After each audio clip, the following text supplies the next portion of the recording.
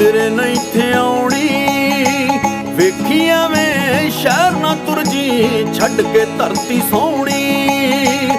ਪਿੰਡਾਂ ਵਰਗੀ ਰਹਿਣੀ ਪੈਣੀ ਕਿਧਰੇ ਨਹੀਂ ਥੇ ਆਉਣੀ।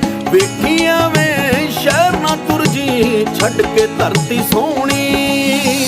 ਸਰਗੀ ਵੇਲੇ ਸੈਰ ਤੂੰ ਕਰ ਲਈ ਵਿੱਚ ਖੇਤਾਂ ਦੇ ਜਾ ਕੇ ਵੇ ਤਨ ਮਨ ਤੇਰਾ ਖਿਲ ਜਾਊਗਾ ਤਾਜੀ ਹਵਾ ਨੂੰ ਖਾ ਕੇ ਵੇ ਸਦਾ ਲਈ ਤੰਦਰੁਸਤ